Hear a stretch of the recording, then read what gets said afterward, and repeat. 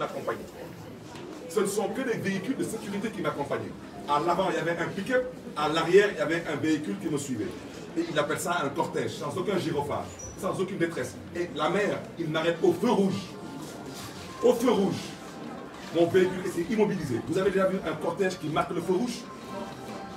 C'est la raison pour laquelle vous me permettrez de ne pas mettre trop l'accent sur ce que j'appelle les idiots de service. Maintenant, demain, c'est plus loin. Demain, même vous de la presse, je vous en prie, ne venez pas chez moi le matin parce qu'ils vont dire que c'est un cortège. Retrouvez-moi à Petersen. Nous allons rentrer dans la gare routière. Nous partirons à la salle de vente. Nous partirons au marché Sandaga. Nous irons que Serigne. Nous rentrerons dans le quartier populaire de Rebeuss pour inviter les Dakarois à venir répondre à l'appel de Yewwi Askan Wi ce dimanche 21 novembre 2021 à 16h. te ku mu neexul dala yàlla may xolu muñ.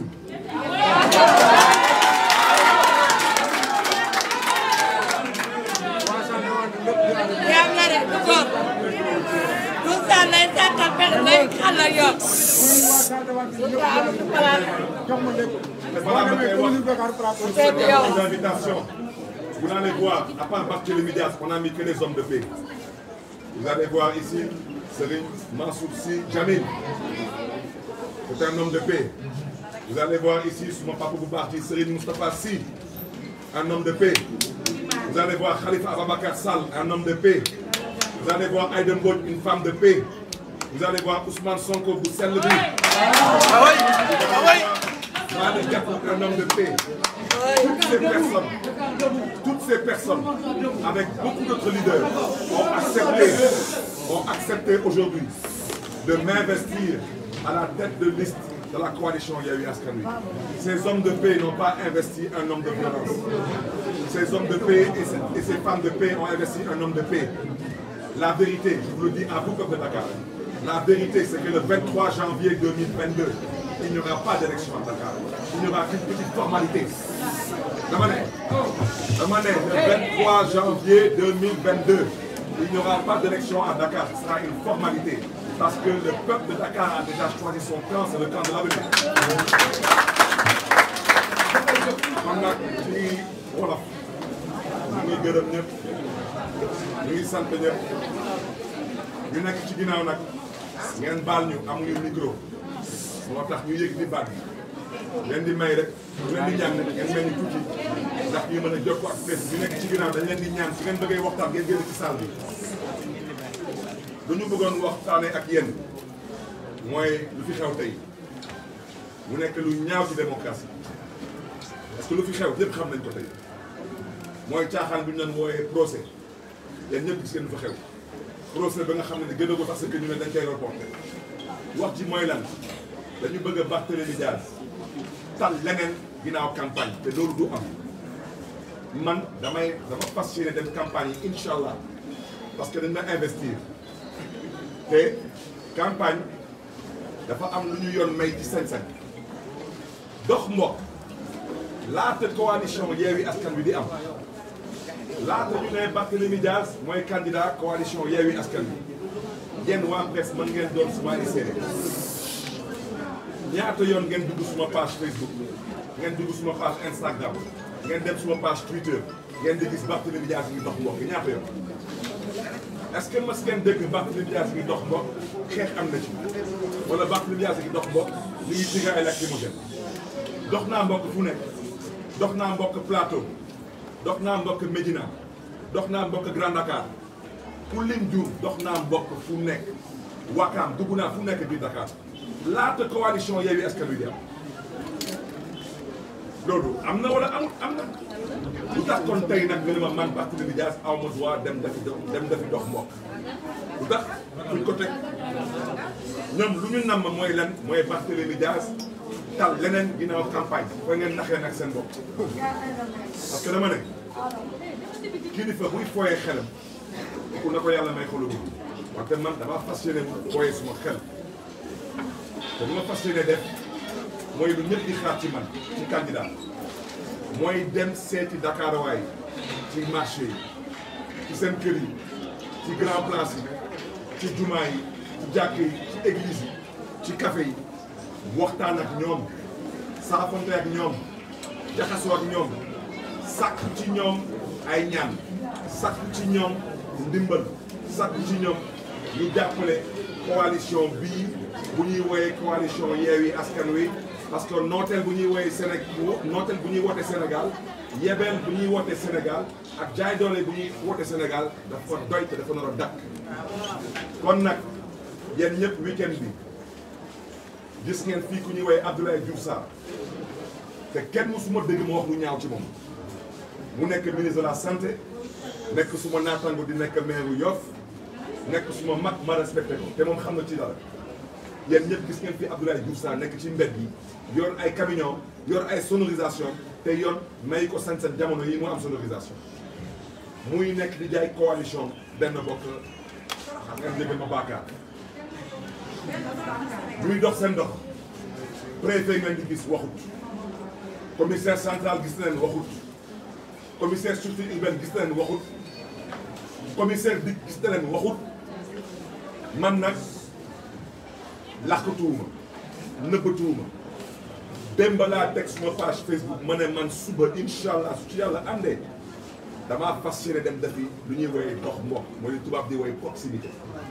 damaa fas yéene dem plateau su ma fa génnee damay dem Médina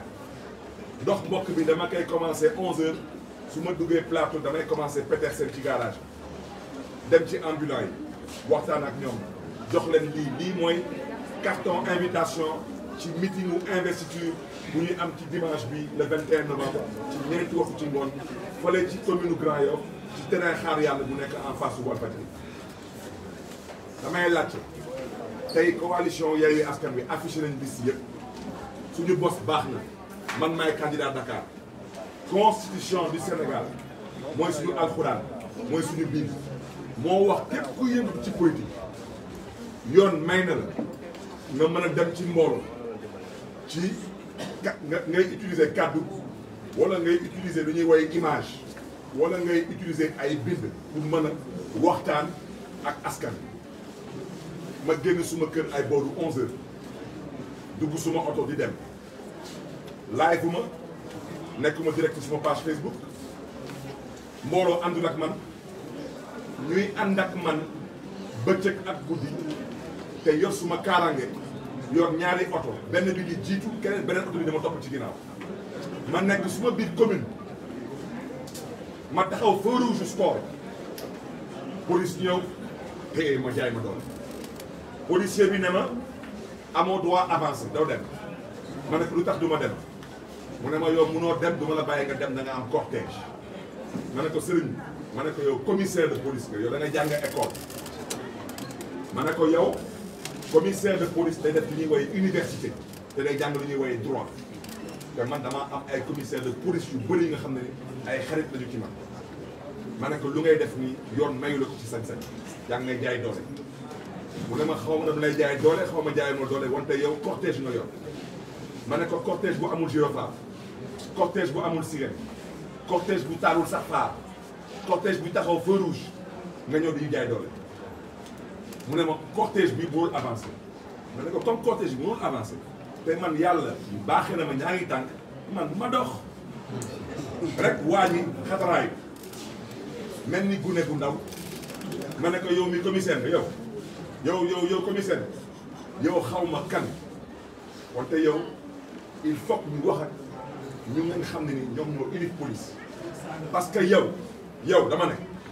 yow ñoruñu la sax dénk sax mbalit ba leen dénk commissariat parce que man commissaire yàgg na ma arrêté mais commissaire da lay arrêté avec ce qu'on appelle l'élégance républicaine kenn mësuma gis may fikki Barthélémy Diaz vous êtes en état d'arrestation topp ñu ma topp leen parce que man xam naa suma ay droit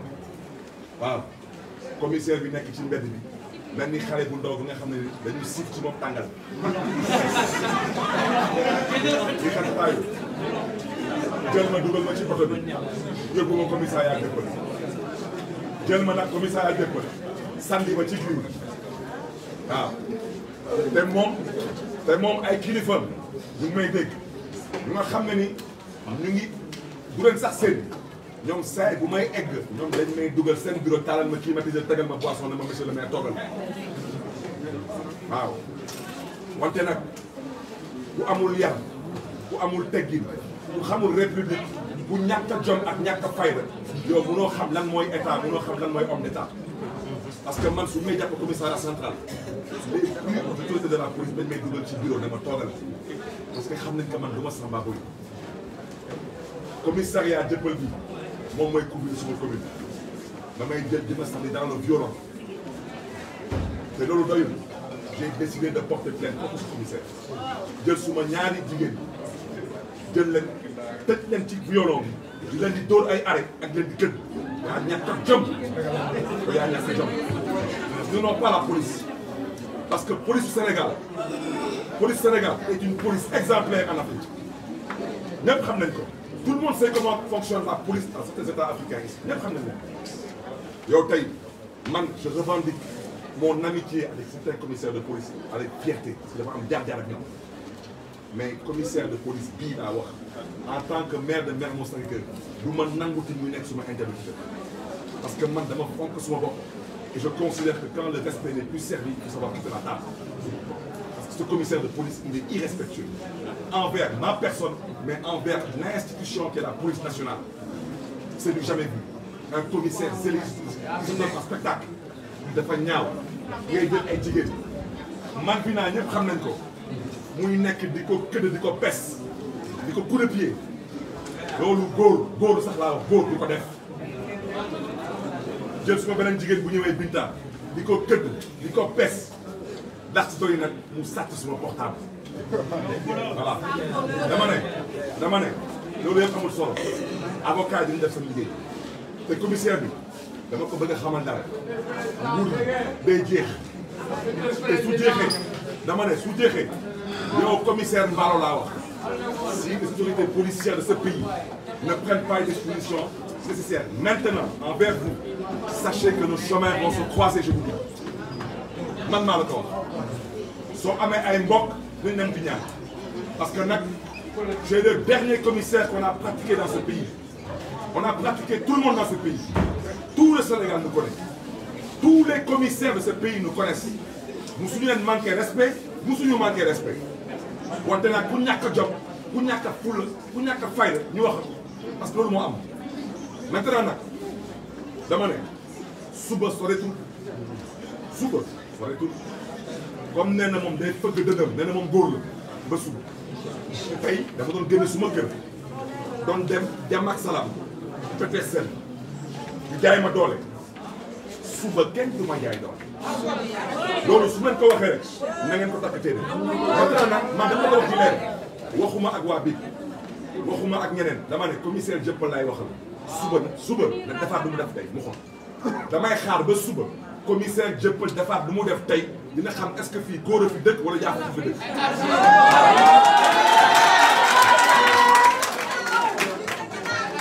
damay insister rek dama ne na ngeen ma damay ñaan képp ku ma bëgg a gunge suba képp ku ma bëgg a jàppale suba dama lay jox rendez-vous Petersen.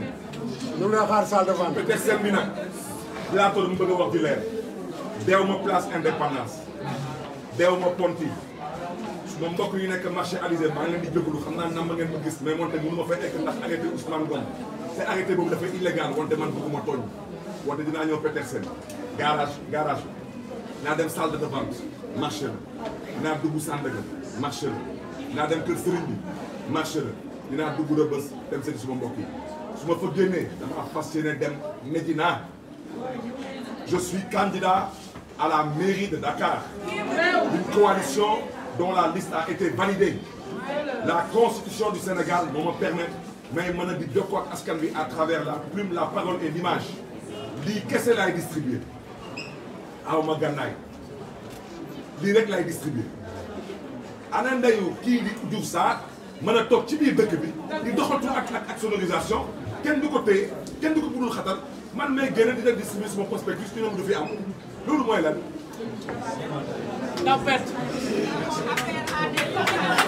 kon nag dama ne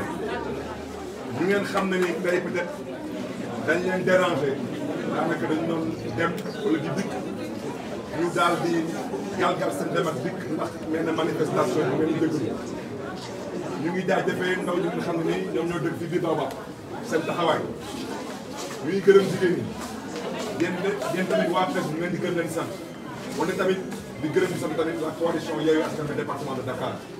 parce que lu ñu bëgg a jaay ça ne peut pas continuer. Laissez-nous battre la campagne comme vous laissez les gens de Benno Bokk Yaakaar battre la campagne donc loolu laa bëggoon wax di gërëm ñëpp di sant ñëpp di jaajëfal ñëpp wasalaam.